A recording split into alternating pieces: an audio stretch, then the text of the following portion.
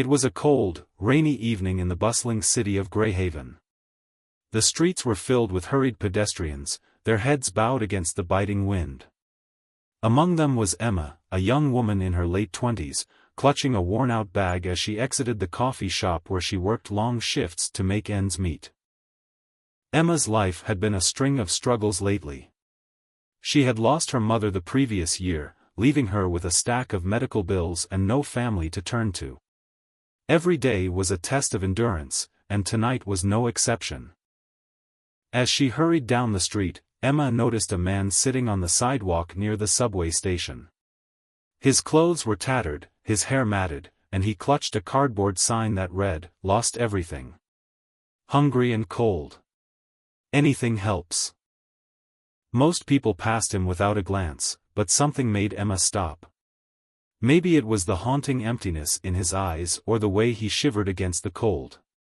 Without overthinking, she walked up to him. "Hi," she said softly, kneeling down to his level.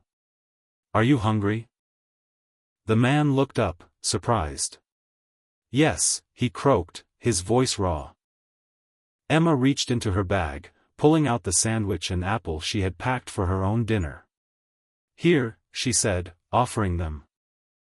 His hands trembled as he accepted the food.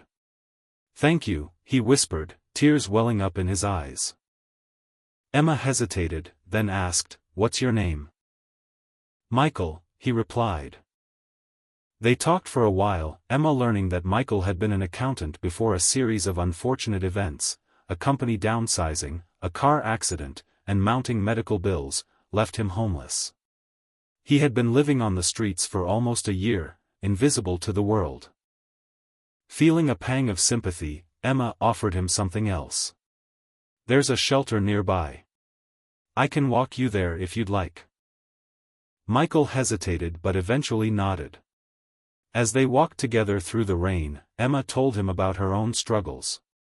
Her openness seemed to ease his guarded demeanor. At the shelter, Emma didn't just drop Michael off. She stayed to help him get registered and made sure he had a warm meal and a bed for the night. Before leaving, she gave him her phone number. "Call me if you ever need someone to talk to," she said. Weeks passed, and Emma didn't hear from Michael. She wondered if he had moved on or if her small gesture had even made a difference. Then, one day, her phone buzzed with an unfamiliar number. "Emma?" "It's Michael," the voice said. Michael told her how her kindness had been a turning point. At the shelter, he had connected with resources that helped him find temporary work and a place to stay. He was now employed part-time and saving to get back on his feet. "You gave me hope," he said.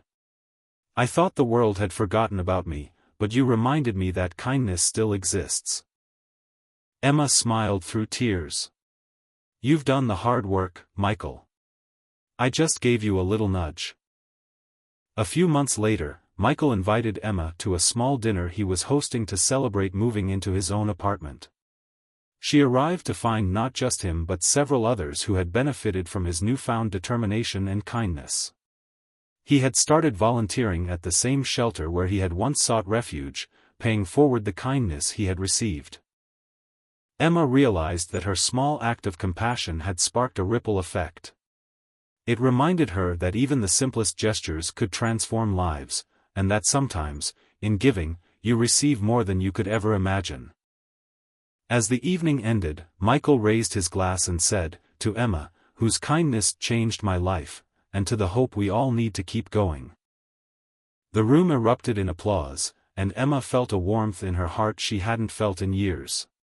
The rain still fell outside, but inside, it was a night full of light, hope, and second chances.